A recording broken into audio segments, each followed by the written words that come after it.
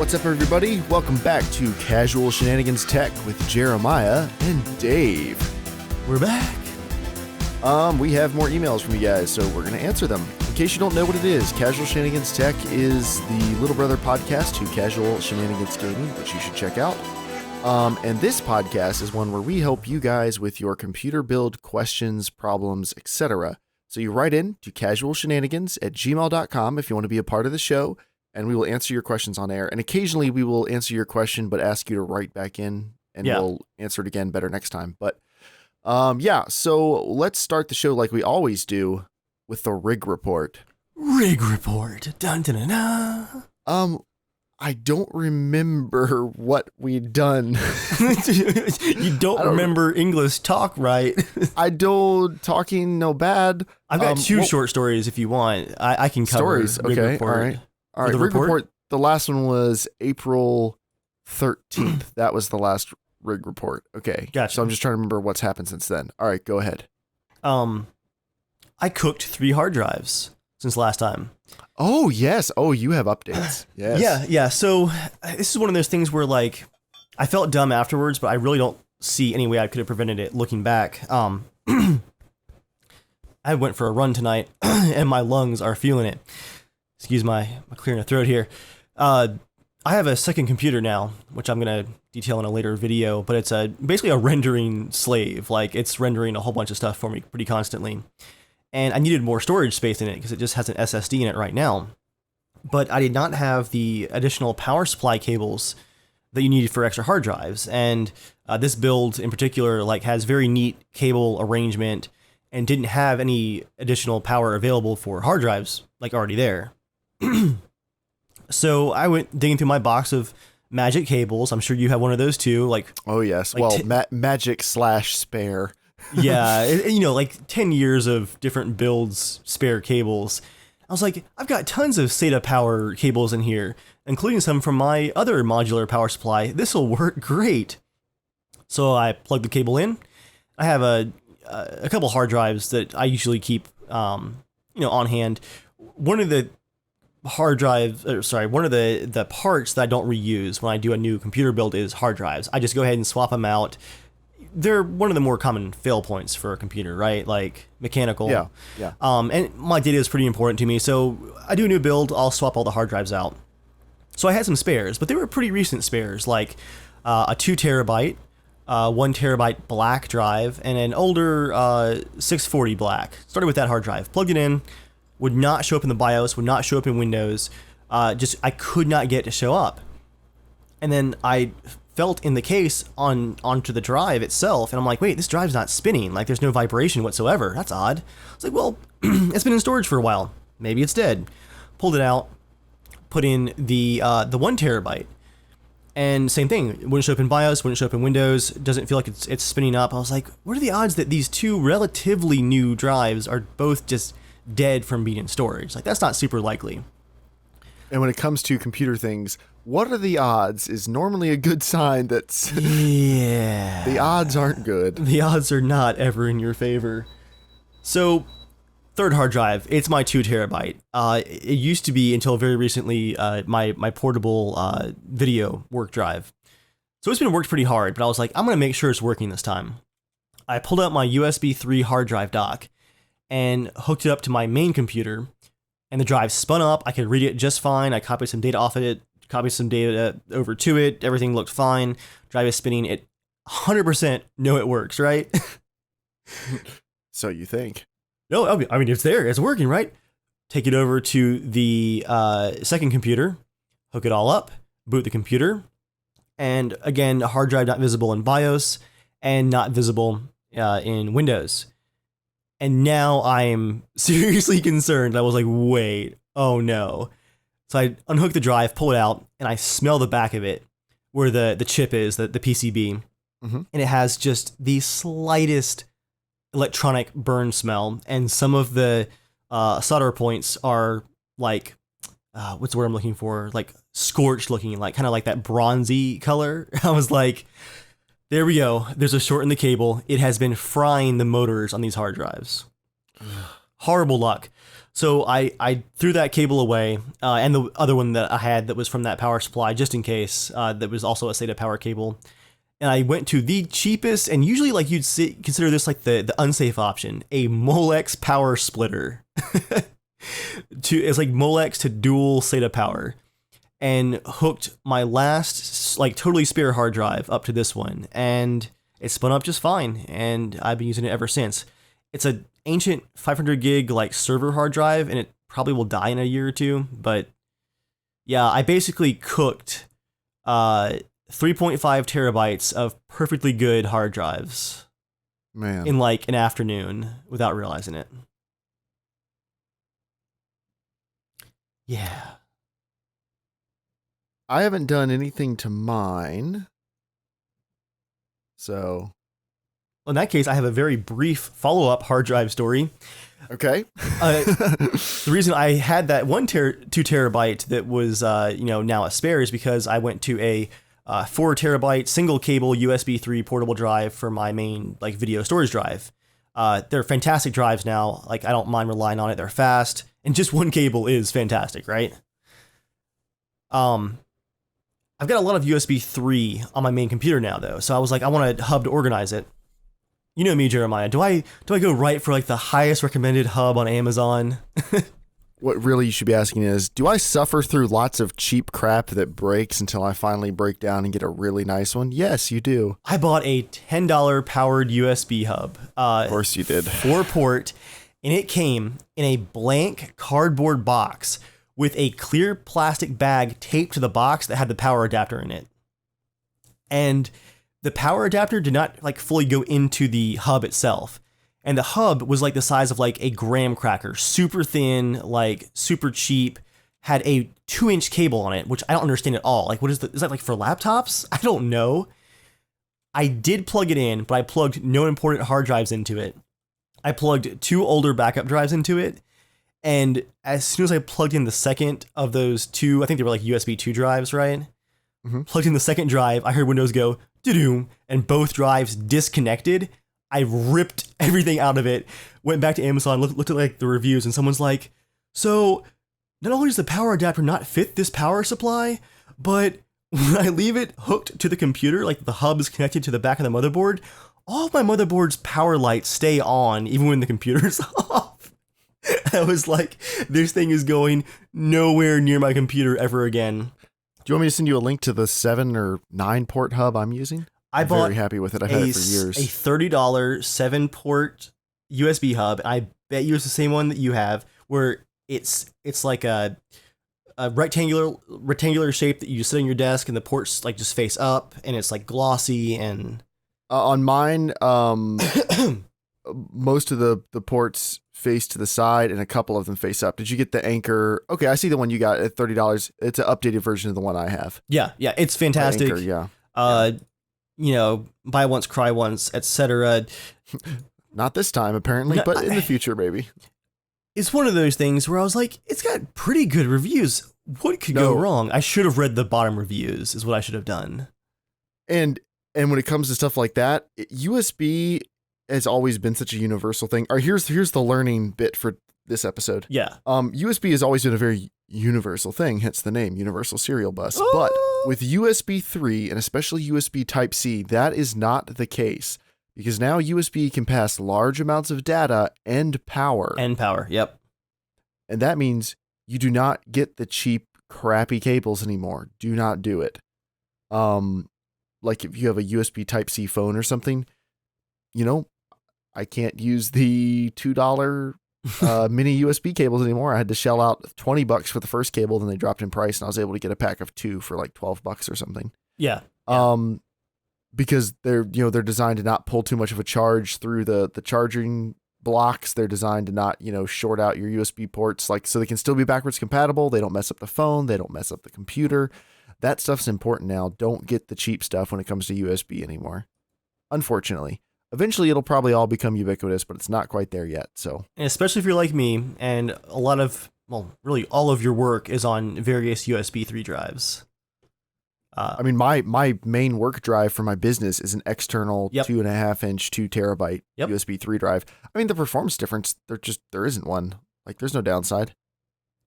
I will say though, Jeremiah, after the incident with the internal hard drives and scorching them, when I tested my hard drives on that crappy USB hub, not only did I use older drives, but it was all drives that had like a backup, and the backup drives were like also not connected at the same time at any point to that hub. It just like I was not going to cross the streams. Like there was no chances to be taken. I just no. Yeah, lessons learned. Lessons learned. But let's get into your questions. That's good because like my voice is probably dying here. That's all right. Everyone's coming back to haunt me. Okay, so our first question is from Dylan. Dylan has written into the show before with a build. We gave him some advice. I'll start the email with actually his postscript, which says, "You wondered out loud before how someone goes from Dave's Fallout vids to Norman. Basically, in the same day, I found Dave's Sanctuary build and thought it was awesome. I love Pleasure Island." He might be the only person who loves Pleasure Island.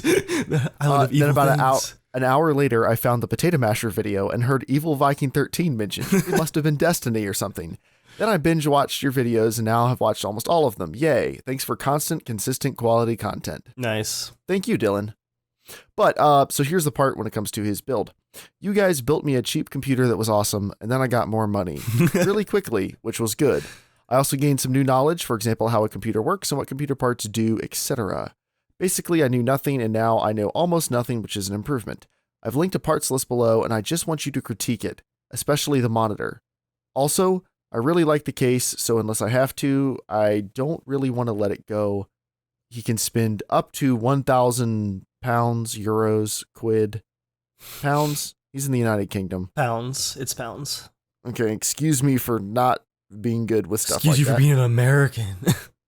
Well, I don't know. I don't know what all the different little symbols mean. Like I understand what pounds are, but like I don't always know. Do I say euro or is this a pound or like what's the difference? I'm just an American and dumb. So, okay. Let's get into it. So his original build list, and he can go up to 1,000, let's say pounds. It has an i3-6100 dual core Skylake hyper-threaded processor. It has a Hyper 212 gigabyte micro ATX motherboard, 16 gigs of Kingston memory, Samsung 850 EVO 250 gig SSD, 1 terabyte Western Digital Caviar Blue that everybody picks, an MSI GTX 970, a Cooler Master Pro 5 mid-tower case. It's a really sweet case. You should open up a link to it if you haven't. The Cooler Master Master Case Pro 5 mid-modular tower case.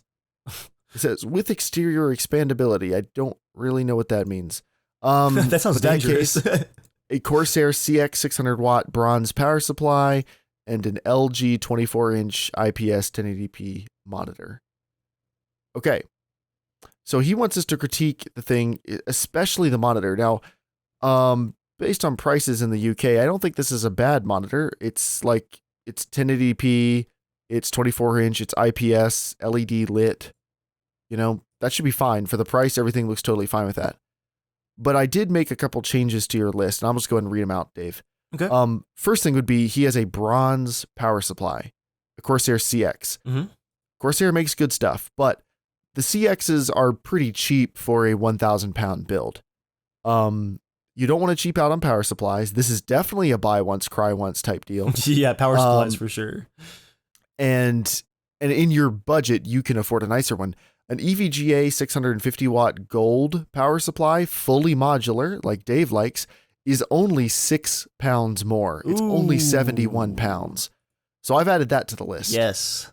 The next change I made, your case is fine. I think your monitor's fine. The case looks great, actually. It's like the Lego it's a cool of cases. Case. Yeah, it's a really sweet case. I did knock your video card from an MSI GTX 970 to a Zotac 970. I had this particular Zotac 970, and it was a great card, overclocked really well, was very quiet, all that type of stuff. I did that so we could upgrade your i3-6100 to an i5-6400 quad core. But here's the thing. The i3-6100 is a 3.7 gigahertz processor. The i5-6400 is a 2.7 gigahertz processor. But it is a quad core, so what do you think, Dave? Is it worth going with the quad core, or would you rather keep the extra speed, given that you can't overclock it? I just would not buy a dual core in 2016. Hyper-threaded dual core. It is Actually, hyper-threaded, but the i3-6100 runs about neck and neck with a stock clocked 2500K, if that tells you anything. Yeah. For games. Yeah, for games. I'd still say quad core. So let's say this, Dylan. If you can stretch your budget a little bit for a faster quad core, that would be pretty. Wait, actually, hold on one second. Oh no, that's an i3. Never mind. I thought I'd found like some glitch in the Matrix or something. The gasp. The gasp. Instead of let's go with an i5-6500 because that's 3.2 gigahertz. That brings the whole build up to 1,026 pounds. So, and what does he have listed under other peripherals? He just has $42 under other peripherals. I don't know what that represents. But if you can't go up to 1,026, then it's time to consider knocking a couple dollars off some of the other parts to see if you can get a quad core. But, you know, the i3-6100 is not a bad processor. You would be totally fine using it. But for a nicer build, if you can stretch to the quad core, that would definitely be a little bit better in the future. But 3.7 gigahertz on a stock clock dual core is not a bad speed at all. That's pretty good. So I've taken that edited list and we'll be sending it to you. And if you want to make any revisions based on what we've said, just let us know and we can make tweaks. Anything else to add on that, Dave? No, I'm in total agreement. All right. This next one's going to be interesting. This is from Jackson. Hey guys, this is my first time emailing into any show ever, so I hope this is good enough. You're always good enough for us, Jackson. I'm looking to use a PC as my main platform for gaming and virtual reality, so I'm planning to get all the non-exclusive games on PC. I have a budget of around $4,000, but I can go any amount higher. Just real quick, not Jeremiah, really budget all. I'm going to contact the FBI. I think we found that bank robber. I do need a monitor, 1440p or 4K, Windows, and all the peripherals. A mouse, keyboard, and good quality audio is what I usually go for. If you want to include networking, like network adapters, that'd be awesome. Whatever you think the ultimate build will be, go all out. I have some picky preferences. I hope you don't mind. White color scheme and Mad Catz compatible. Is that a real preference? I don't know. I think that's a joke because that came out shortly after our April Fool's episode. I'm so confused though. Is when he sent the email. So, but white color scheme being the important thing. So assuming that mostly refers to like the case. Yeah. And if we can blend other things in with it. So $4,000. Now, Dave, this is a bit of a leading question as we normally ask on the show. Uh-huh. If you have $4,000 to spend on a computer, should you necessarily spend all of it? Should you get like dual GTX 980 Ti's? Well, first of all, you were asking the wrong person. Second of all, no, you really don't have to. And I'd actually especially say that right now with a new generation of cards about to come out, I wouldn't buy two of any graphics card right now. There's no harm in buying like a computer now. Like it's never going to be the perfect time to buy, you know? Mm-hmm. But if we were to say like, do we want to stretch it to like totally to just right up to the 4,000 and get that SLI? No, not at the moment.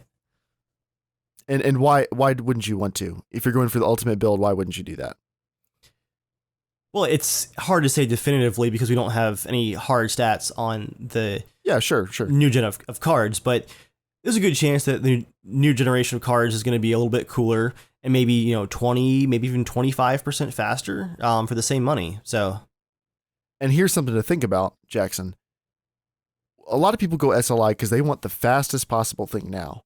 But you're talking about being like VR ready, which is good. That's awesome. But we don't really know what that means yet. VR is still pretty new.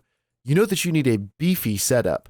But if you run like an SLI, which he didn't specifically request SLI, to be fair. So maybe he's listening to this going, yeah, well, I don't care about SLI. Just pick whatever you want. You know, if you go SLI or something, it's going to affect your ability to have smooth experiences, especially when it comes to VR. That could be an issue.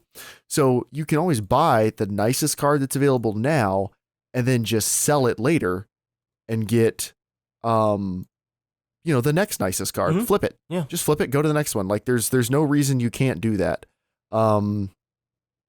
So that's what Dave and I are kind of doing. I mean, I guess we haven't flipped them and gone to the next generation yet, but that's probably what we're going to do pretty quickly. Yeah. So, that's a totally fine thing. So with that in mind, my recommendations for what you should do for your build may not seem like they're that crazy and like pushing the envelope. But hopefully like it'll make sense. So I'm adding stuff to the list right now. So I'm talking a little bit slowly. If you couldn't tell. There's just some work going on in the background. Well, I'm also having to sort by like black and white, which is I normally never sort by color because I don't have like windows on my cases or anything. So that's just not something I care about. So let me see. Is white memory an option? Or are we going to have to go black? If you see my office right now, you guys could definitely tell that I do care about windowed cases and backlighting. Yeah. I mean, I want to stare at that 980 Ti, so each time that it spins those 3 fans up to whine at me, I can glare at it personally.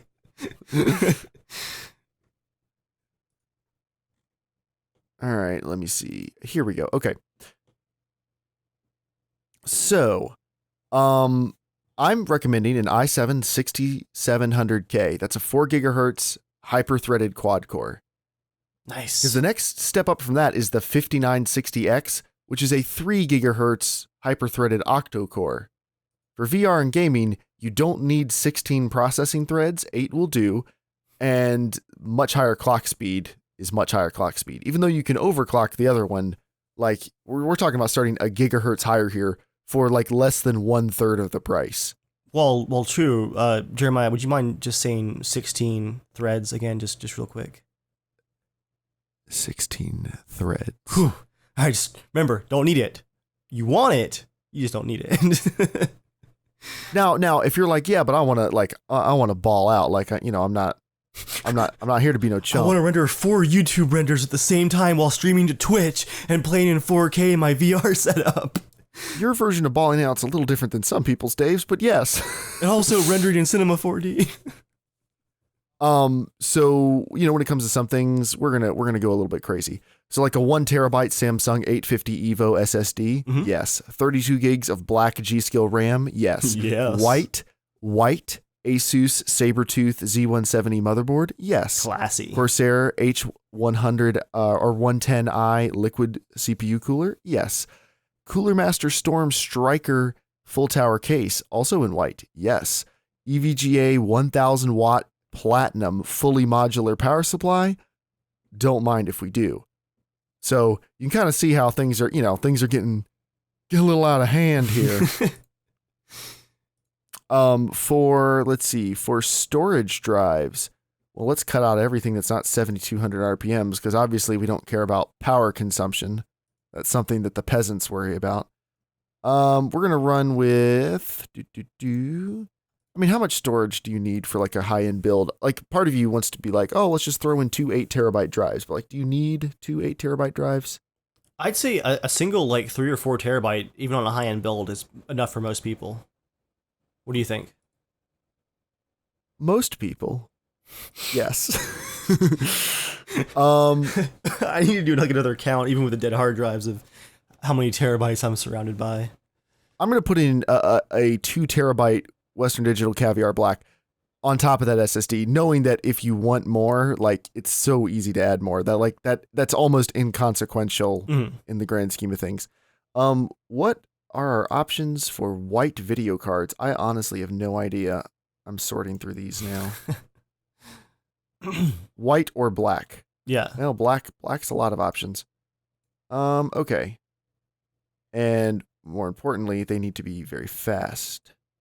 I have never heard of KFA2, but they make the 980 Ti Hall of Fame edition. What the heck is this company? What does it look like? It looks like a 3-fan card. Hall of Doesn't look like anything. Fame edition. Yeah, I don't really get it. But Palette also makes one, so we're gonna go with Palettes because I've heard of them. They're an actual thing. A single 980 Ti. Here's the deal. This is gonna come in way under budget, so you just add another one later, like when you're ready to move on up. Don't add another one. Move to another one. Like just go to a different one. Mm-hmm. Sell it, then move on up.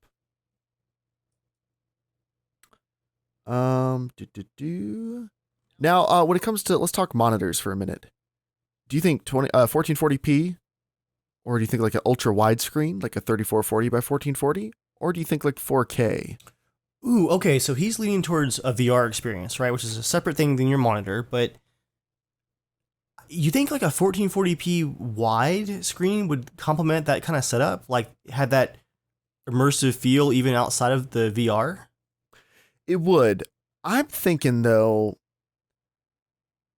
yeah, it would, but it's a problem because you can't get them in high refresh rates quite yet, or I'm not seeing any options for that for the UK site.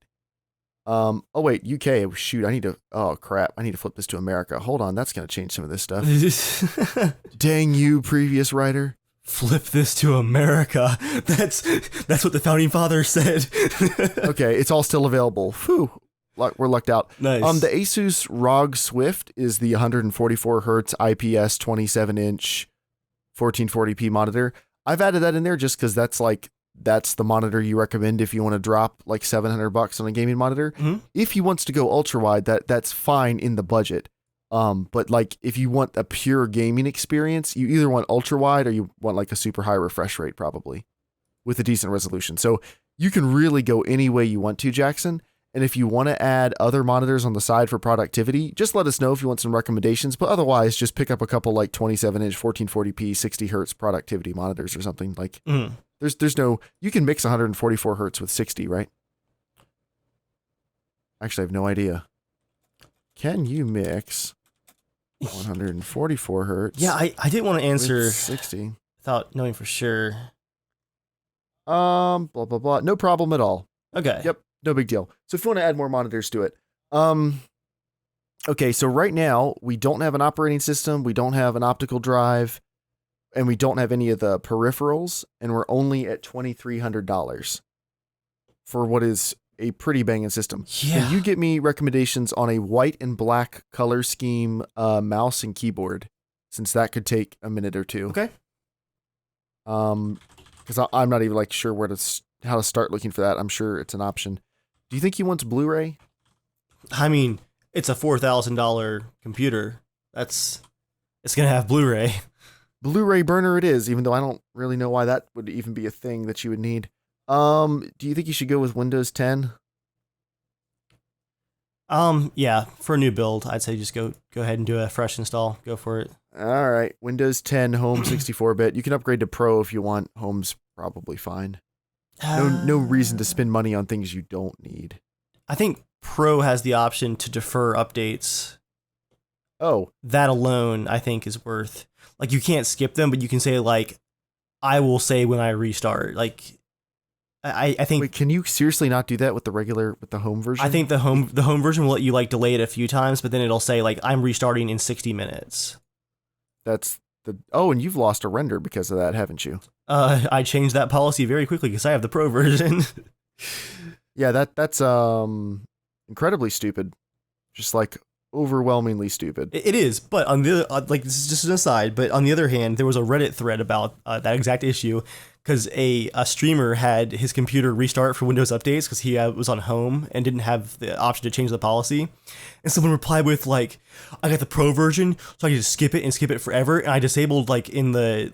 What is it like the key editor where like it'll never remind me. It's like I haven't installed updates in 4 months, and someone just replied with, "You're the reason that Microsoft added that." Like, why are you so proud of that? Anyway, I'm looking for that white themed mouse. I have one horribly ugly option so far. If we have more time, I'm gonna keep looking. Yeah, keep going.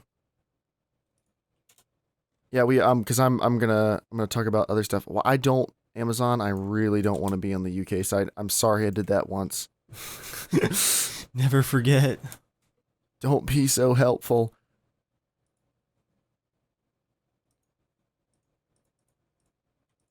This is going to be a hella nerdy build.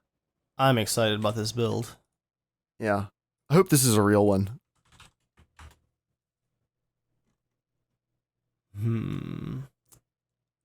Let me see.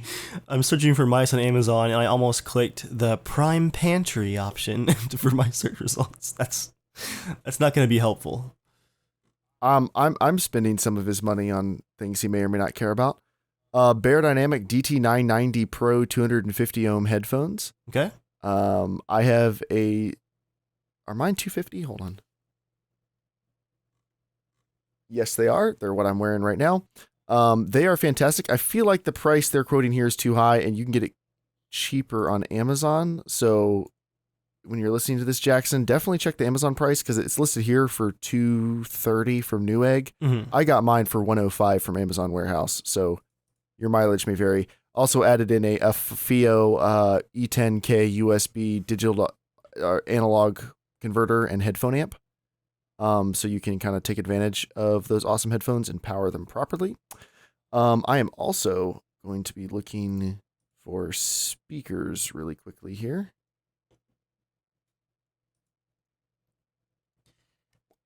A problem I'm seeing looking at the mouse and the keyboard options is that a lot of the mice that have like white highlights, they're LEDs that can do any color, and all the preview images just show like a rainbow, which is really distracting when you're trying to get an idea of how it looks. I mean, there's not like a white G902 or something? No, white mice are actually very rare. Here, this is the only truly white mouse that I've found outside of like the super horrific LED monstrosities, right? Like the super cheap $12 ones. Mm-hmm. This is the only plain white mouse I found, and I owned this mouse at one time. It's fantastic. It's a Microsoft white mouse from like 2000. It's amazing. So go with black then. You know, we're doing white and black. Hopefully Jackson's okay with this. You gotta be a little bit flexible because people don't make everything in white or black. I think a white keyboard is going to be easier. What I did find though is there is a Razer Mamba. I'm not the biggest Razer fan. I used to be. I've had a couple of their mice fail on me, but the Mamba has gone down in price, and the new version has LEDs that you can set the color for. It looks pretty slick, and it is still a good mouse. I'm not, again, sure about reliability after a few years, but there's the Mamba. But that can go white. Like, do the green lights, can they go white as well? Yes. Okay, because I'm not a big fan of the green Razer-ness. Yeah, if I remember correctly, you can set all the individual lights. There's 3 different regions. And that's a Laser Mamba. What was that? Tournament edition? Which edition was that? Yeah. Okay, I'm gonna add that on PC Part Picker. Now, for the keyboard, Jeremiah, should we look at Yes. mechanical, do you think? Oh, definitely. Okay. Unless he has a preference against mechanical, which he'll probably already know. Like, you don't accidentally have a preference against that. I'm thinking brown switches, like make it middle of the road. Okay. Ooh. Is that a silver backing? Oh no, it's just a really crappy I couldn't photo. tell you. It's a really crappy photo, and it's the reflection from the studio lights made it look totally white in the first picture, and it's black.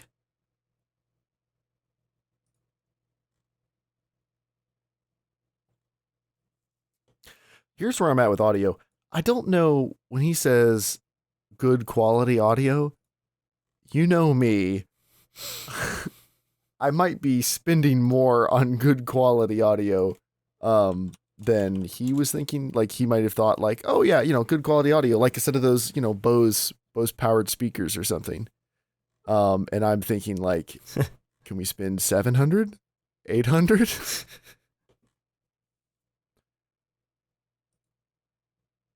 So actually, let me swap out these. I'm gonna take off those headphones. I'm gonna slightly cheaper headphones. Another custom part. It is Bear Dynamic DT770 headphones. They are fantastic. They're not cheap, but they are awesome parts. Awesome headphones. I don't know if he needs a mic. Let me get him a cheap USB desk mic type thing. I don't know if he's like going to be gaming or something with this. Oh my. I don't think we want the Aviator. You guys can go look this up. The Aviator keyboard. It looks like an old typewriter. It's $725. I'm going to go out on a limb and say that is not worth the money. It looks really cool. Don't get me wrong. Like it's neat looking. Here, Jackson, I'm not going to give you a mic. If you want a mic, just write back in and we can give you recommendations on a mic. That's no big deal. I'm still cruising for a good keyboard, so let me know if you need me to work on something else. But for now I search.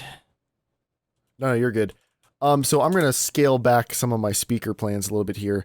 I'm going to recommend the Klipsch Pro Media 2.1 THX certified computer speaker system. It's like $170. But it's got a sub and 2 speakers, and like it's it's fine. I would want to go a little bit more high end, but for good quality sound, this is definitely good quality sound. So you can't really go wrong here. So let's see. I've got sound covered except for a mic if he wants it. We have the mouse, we have the monitor, we have absolutely everything. All we need is the keyboard. Oh boy. No pressure. Might have to go with a silver. Let me keep looking. Are there not that many white ones? There's only 2 white ones I've seen, and they're all. There's the Apple standard keyboard. Well, all the ones I've seen so far are the mini ones.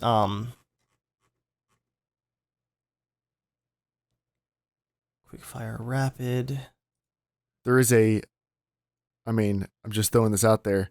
There's the Mad Catz Strike. Spelled S.R.I.I.K.E.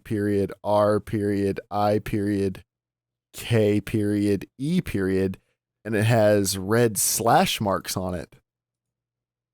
So. Ooh, here we go, Jeremiah. I found one. Brown switches, good reviews, not super overpriced. Very clean look to it, actually. Check this out. Send me a link. Don't keep me in suspense. I'm describing it for you. Ooh. The Nixius Moda Pro. Soft, tactile, mechanical switch keyboard. That is a sharp looking keyboard. Yeah, it is. Never heard of this brand before, although half the ones I've seen on Amazon in the last 10 minutes I've never seen before. I've heard of them. I don't honestly know if they're amazing or not. But their reviews of this one look pretty good. Like it looks like it's pretty decent. And okay, so PC Part Picker just has the Nixius Moda Black. This is the silver one. I will add it manually. Silver with white keycaps, and it looks really slick. And how much was that again? $75, which is also a very reasonable price for a mechanical keyboard. That's less than I paid for mine. Okay, so let's run back over everything. We are currently sitting at $3,120. That leaves you enough space to buy an HTC Vive for VR. It comes with a 6700K, Corsair H110i liquid cooler, Asus Sabertooth motherboard, 32 gigs of G-Skill RAM, Samsung 1TB 850 EVO SSD, a 2TB Western Digital Black hard drive, a white palette GTX 980 Ti graphics card, a white Cooler Master Storm Striker case, a Platinum 1000 watt EVGA Supernova power supply, an LG Blu-ray burner, a Windows 10 Pro 64-bit, a TP-Link wireless AC Wi-Fi adapter, an Asus ROG Swift monitor, a Razer Mamba Tournament Edition laser mouse, that Nixius keyboard, Klipsch THX Pro speakers, Beyerdynamic DT770, and a USB DAC. Nice. Anything you'd change? I like that we didn't just, do the parts list, but that's a very consistent build, like that's going to look really nice. Dave, you know what I'm realizing reading through this list? What? I think our computers are worth more than we think. This is disturbingly similar. We've said this before, You inch your way up, year over year. You upgrade one thing here, one thing there, and I started out with like a $700 build 8 years ago. Death by 1,000 cuts, Jeremiah. And let's not pleasure by 1,000 orgasms. I don't. Whoa. Let's not forget too that for both of us, it is now computers plural. So that's true. I have 3 in my office right now. Yeah. The Smasher, the Potato Masher, and my personal computer. So Potato Masher time. Okay. All right. Next email from Henrik. Greetings from Norway. I am looking to build my first gaming PC, but being a student, I have to be a bit mindful about the cost. I would really like to play most games at 1080p 60 FPS, like BeamNG, GTA, and later No Man's Sky. My budget is around $600 to $700, but it's flexible. Being an inexperienced Viking, I really thought the Pentium and Ed, I think that might be the G3258, was a good choice for a budget build, but listening to your last podcast made me confused. Yep, he's definitely thinking of the G3258. Do you guys have any advice for a first-time builder regarding components? Being Norwegian, I have decided to stick with Intel for bias reasons. I don't know if Intel has anything to do with Norway, but I could be wrong. Norway pride! I recently found your site. I really like the work you guys are doing. The down-to-earth talk and content is exactly what I was looking for. Keep it up, Henrik. Thank you, Henrik. So, we're assuming he does not need the monitor and everything else. I didn't hear back from him. So Henrik, if you get this reply and like my initial email to you got lost in a spam filter or something, feel free to reply and we will edit this on the next tech podcast, or we'll write back to you just so you don't have to wait that long. But 1080p 60 FPS, let's shoot for $600 so he has some room for peripherals and stuff if we've like misjudged the situation. Yeah. So if you're doing a budget build, generally the advice is Xeon. No. Dave, can you briefly recap why you don't want that G3258 since he was a little confused while I throw together a couple parts on this build? And that is the dual core? Yeah, that's the $70 dual core that can be overclocked. And is it hyper-threaded? No. It's not. Okay. And therein lies the problem. Yeah. So even with a hyper-threaded dual core, you're not really getting those 4 threads. I mean, technically, certain programs can make great use of those extra 2 threads on a hyper-threaded dual core. The key is you have to have a program that's not totally using one core so that it can split the extra power and split the process. For this CPU, though, it is not even hyper-threaded, so it doesn't even have the option of trying to split tasks up and run a couple of tasks on the same core. All of this being super simplified, of course. The reality in 2016 is that 2 cores is less than, most cell phones. It's just modern computing is all about multiple tasks at the same time, and games are also to the point where they're making use of a lot of cores at the same time. You want at least 4 threads and preferably 4 true cores for a modern build. And it really needs to be like a priority issue. Do not buy a dual core in 2016. But this build is most likely going to have a hyper-threaded dual core. because he wants to stick with Intel. Mhm, So yeah. for his budget, he's kind of priced himself out of any other options. A hyper-threaded dual core is still fine, but just don't think about any of this as this is what I'm stuck with for the next 8 years. If you can always save up and upgrade it later if you want to, you can always buy, once they get cheap, buy the higher end processor that fits in this socket and then just put it into this board. Like, you're not locked into this necessarily. Right. But here, let's see. Well, PC Part Picker is slowing down a little bit, unfortunately. It's us. So I've just got to hem and haw. It's in shock over that last build. Okay. Now, when it comes to the new Skylake processors and DDR4 RAM, for the first time, the speed of the RAM really does matter, and faster RAM really will give you better performance. So you don't want to like really cheap out on your RAM if you can avoid it. But I mean, DDR4 RAM, it's already dropped in price to where it's basically the same. You can get DDR4 3000 on the speed, 3000 megahertz RAM from Team Vulcan, 8 gigs, $38. Like, that's pretty awesome. You can get Team Dark Pro. The speed's 3200. Not bad. Anyway, so we'll get that. For storage, I think I'm going to go with just a SSD, that 1 terabyte Caviar Blue, or not SSD, a regular hard drive. We'll see if we can fit an SSD in here, but for like a $600 build, you want to spend as much on the graphics card as humanly possible. Yeah. Like, that's your entire priority is graphics card. Everything else is just things that let the graphics card do its job. Like a $26 Thermaltake mid-tower case. You won't like it, that's okay. Sold. That's just is the only bullet point in the back of the box. You won't like it, that's okay. I'll take 2, please. What else could that apply to? Let's not explore that. Used cars, like $1,000 Craigslist car. You won't like it, that's okay, it runs. For now.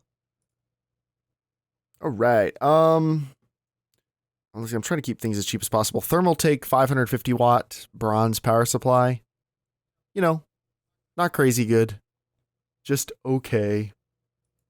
This is staying decently cheap so far. I'm pretty impressed with myself. I don't know if he needs like keyboards and mice and everything else. I'm going to add some of them and then he can just write back and go, nah. If he doesn't. What can you look up GPUs? See, let's figure like $250. What can you do for me? Well, no, it's not going to be $250. $200. I'm going to allot $200 for that. Okay, for the GPU? Yeah, see what you can do. Okay. I'm hoping that will get like a 380X. Unfortunately, hopefully he's okay with AMD. Unfortunately, NVIDIA has a big hole between the GTX 960 and the 970 in performance. Yeah. So AMD fills that hole very well. Thanks, AMD, for filling the hole. I was trying to think of another way to say it, but I'm adding a $20 Cooler Master CM Storm Devastator keyboard and mouse bundle. Yeah, I'm seeing our most likely option. Devastator. Oh, am I still being devastated? I can wait. No, you have not. I can wait. You're not getting devastated. As the consumer, I want a graphics card that just devastates me. Anyway. 380 looks like our price point. And it's cutting it close. They're good cards, though. Are we doing USD? Is that right?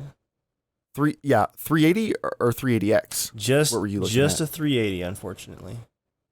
You get a 380 for 153. Oh, sure. So sure we can't get a 380X? Guess who clicked the price button twice?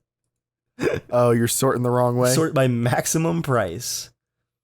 You can get a 380X for $190. That's a good deal. Yeah. Okay. Nice. Let me run you through what we got and let's see if we need to make any changes. i3 6300. It's a 3.8 gigahertz hyper-threaded dual-core processor. Pretty respectable speed. You can get Intel quad cores for just like $10-20 more, but they're all going to be like 2.7 gigahertz. Like they're so much slower.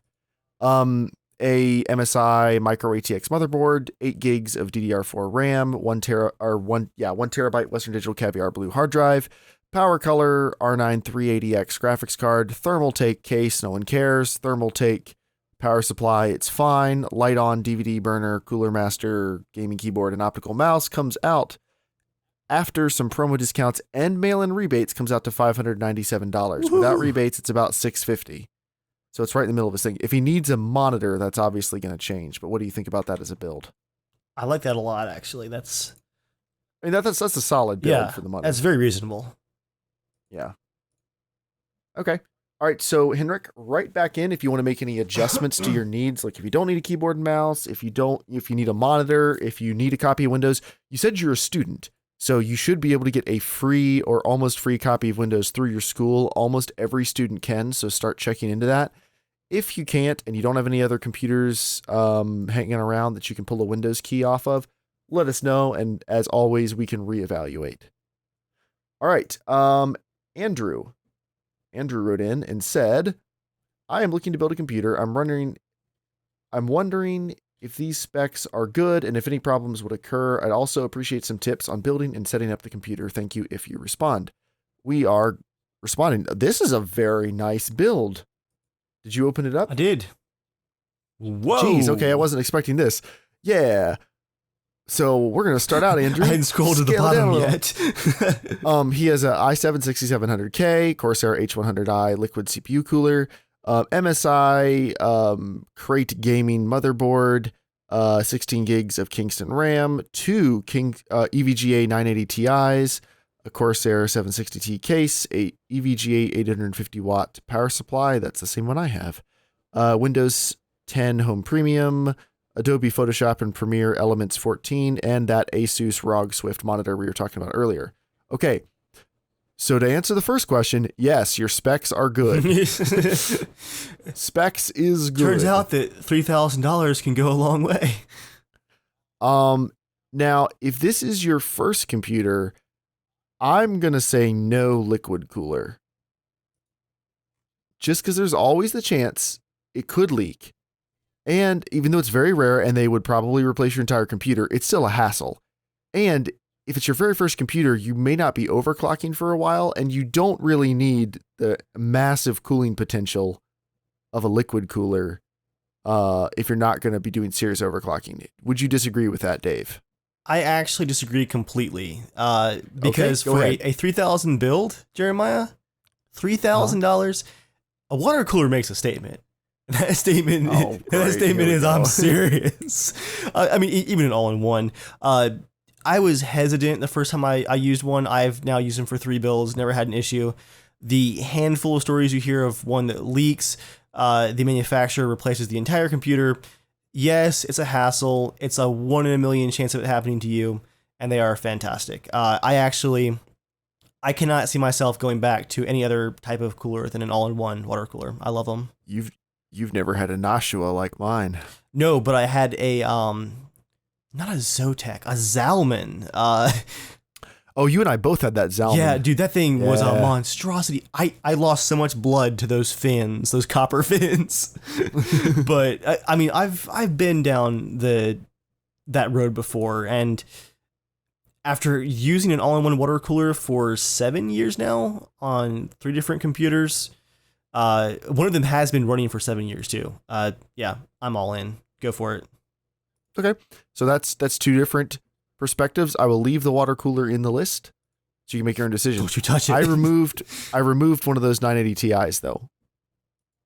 Dave and I are both of the opinion that SLI is not worth it because you will have more stability issues, especially if this is your first gaming computer. You're going to be very frustrated when a new game doesn't support SLI, so you're only getting half the performance you think you should be getting. And you're going to spend a lot more time troubleshooting. And Dave and I have been gaming on PCs for years, and we are frustrated by the amount of troubleshooting necessary to have a smooth SLI experience. So now, I'm going to actually Yes. deviate just a little bit. I actually agree with everything you just said, but I want to say, if the money that he had set aside for that second card is like money that is just going to sit there, like he has a budget for this computer, he's been saving up, like this is all good to go, right? Mm-hmm. And he wants to just see if he can get the absolute best. Maybe things have changed. If that money is just ready to be used, buy the second card, give it a shot, but don't waste a bunch of time troubleshooting. If it causes you issues, send it back. I'm going to say again, don't buy the card because the new cards will be coming out soon. Oh, I forgot about the new gen. I agree with what Dave's saying. If you want to spend that much money and you want to try SLI, yeah, do it with the plan on, hey, if this doesn't work out, if this is frustrating, bail out of the second card. Because he's going to be gaming at 1440p. A 980 Ti is an awesome card. It can handle, it's not going to be able to max every game out at 144 FPS on that monitor because that's just ridiculous. Like, there are plenty of games that can bring the fastest card in the world to its knees on certain games. That's just how it is. But I'm going to take out that 980 Ti. If you really want it, add another back in. I'll make you do a little work, so you have to think about it when you click add in the cart. But new cards are coming out soon. If I was you, I would get the one 980 Ti. You'll be getting into your computer. You'll be setting it up. It'll probably be really awesome and cool. If you decide you want more performance, sell this card in 6 months and get a GTX 1080i or whatever it's going to be called, the 1090, Sell that, get one of those, or when the 1090 Ti comes out, get that. It'll probably be 30% faster, 20% faster, maybe only 15% faster. We'll see.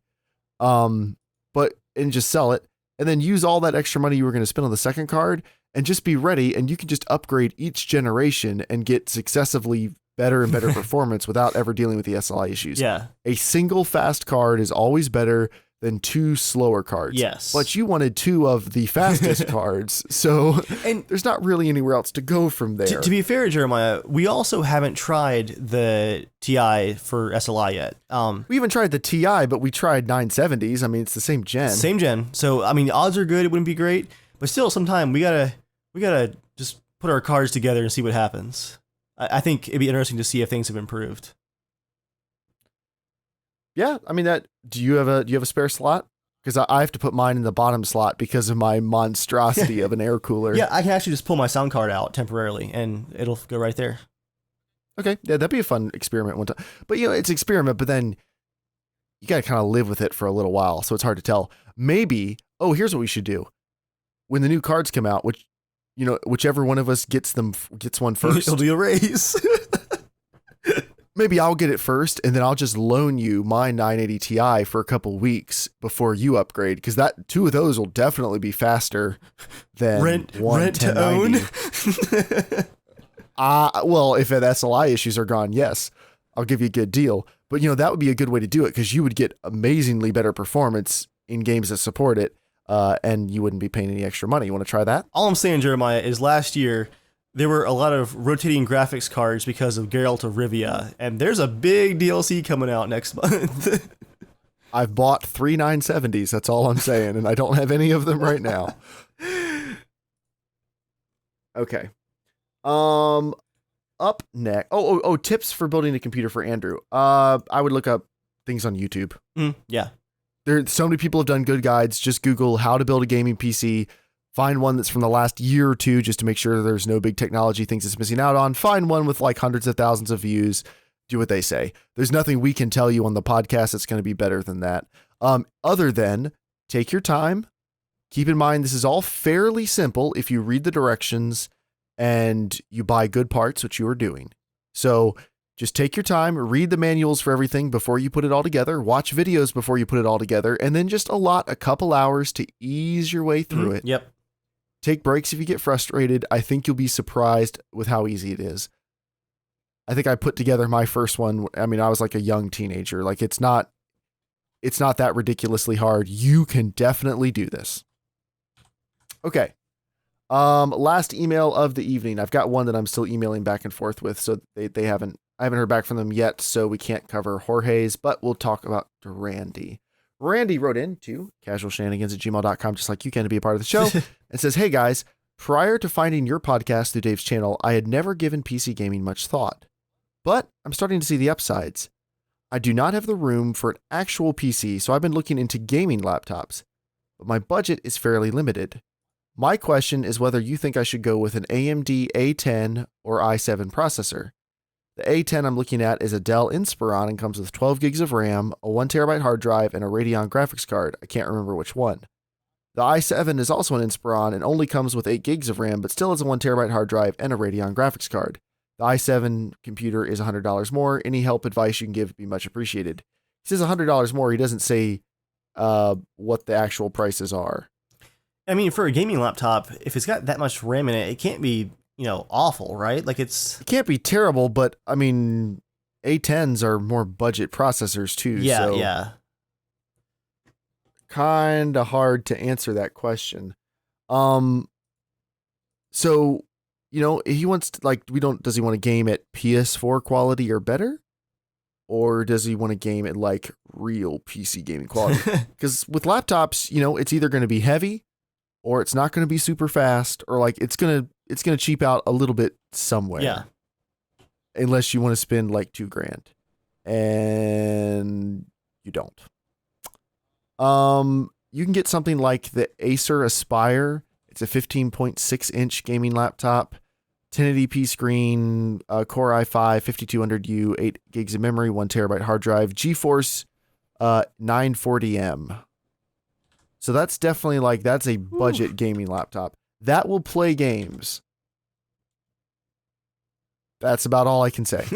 And then you could step up to, there's a Dell Inspiron, which has another i5, 8 gigs of RAM, 56 gig SSD, a GeForce, man, I've been talking too long today, a GeForce GTX 960M, and a quad-core i5 6300 HQ.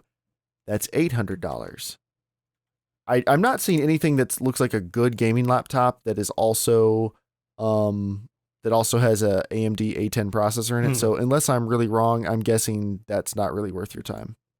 I'm going to say too, don't discount like a desktop entirely, because not everyone has, the the massive workstations that we have. I used to have a full tower case too. The little micro builds are becoming more and more popular, and what you can do with a micro build will far exceed what you could get for a laptop for the same price. It is a little bit harder to build. You have, a more cramped space, especially for a first timer, but I think it is something worth considering. And if you look at this and you're like, hold on, guys, like this is way more money than I was thinking about spending. Cool. Not a big deal. Let us know. Even if a micro build would maybe be an option. I'm sending him 3 tiers of laptops from about 500 up to 1,000. Okay.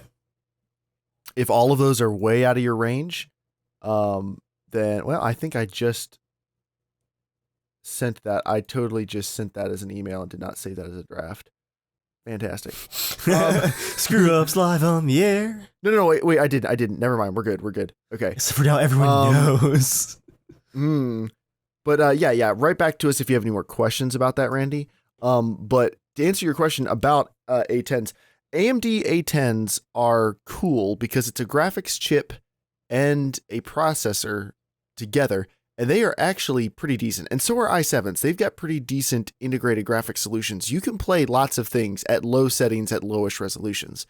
But I would say just for the physical computer itself plus a monitor, for $500, you can do what an $1,000 gaming laptop will do. Like, it's not really that hard. Gaming laptops, they have to be portable, kinda. They have to be slightly power efficient, kinda. They've got to cut a lot more corners than a desktop has to. So even if you're building a small one, you can get a much faster computer. So that's our recommendation. For sure. Dave, anything else you want to talk about before we go this evening? No, I'm actually this morning or whenever people are listening. I'm surprised my voice lasted this long. Any projections for the new gen cards? Because we're getting AMD and Nvidia pretty soon, right? Announcements. Yeah, within like the next 2 months. Mm-hmm. Yeah. So the cynic in me wants to say it's not really going to be any different. It's going to be like another 10, 15% bump for about the same amount of money as the old gens, because that's normally what happens. There's always the chance we get some massive 30, 40% bump. They are dropping the die process. It is going to be they're going to be 14 nanometer now instead of 28 nanometer, which will be more power efficient. It promises to be lots of cool things. We don't really know. There are fairly reputable rumors, but still rumors, that AMD is internally testing cards that are going to be $300 that have 150 watt TDP and that perform about the same as a 980 Ti or a Fury X. If that happens, it's going to be like anarchy in the best way possible. The market's going to fall out of 980 Ti's, that's for sure. I said this. I'm having such deja vu to the last gen announcements, Jeremiah. Because everyone was saying, this is going to be a huge leap. AMD is also going to come out swinging. And I still want it to happen this gen. But I think I'm actually now kind of with you. I think we're going to see an average of 15, 20% across the board for about the same prices. I would love to see something shake things up finally. It's been so similar for so long. Like each jump. It's been 8, 9 years of kind of the same thing. Yeah, 10, 15%. I mean, that's just kind of how it goes. So that's what I think will happen. And then the TI card won't come out. People are like, why is the TR card out? Why they don't care about us anymore? And then 6 months later, the TI card will come out and it'll be, another 10, 15% faster. We pay you to use it. Yeah. I mean, I want to see the kind of shake up Intel Core 2 Duo comes out of nowhere swinging 2005. Mm-hmm. Yeah, I want to see it, but I don't think it's going to happen. If we're talking about stuff I want to see AMD be finally competitive in the high-end CPU marketplace again. Yes. I would like Intel to sell a lower-end, overclockable, hyper-threaded dual-core. Because those Core 2 Duos that were overclockable, you could grab a 2.6 gigahertz and run it up to 4.5. You could do just insane overclocks, almost doubling the clock speed sometimes. With those early flexible chips. And I'd like Intel to support that into the market. I don't think they're going to, because they can just charge as much as they want for the quad cores and people will buy them. But for overclocking, I think it'd be nice if they supported. AMD will let you overclock absolutely anything if you'll just please buy it. Yeah. So, and if I had to pick, do I want AMD to come out swinging with a ridiculous graphics card or a ridiculous line of CPUs? I definitely choose CPUs, because I definitely... Their graphics cards are comparable. Yeah. Their graphics cards are good. But if I had to pick, AMD just crushes it one year, graphics cards or CPU, I would pick CPU, because I definitely, even as an Intel consumer, do have issues with some of Intel's past business things.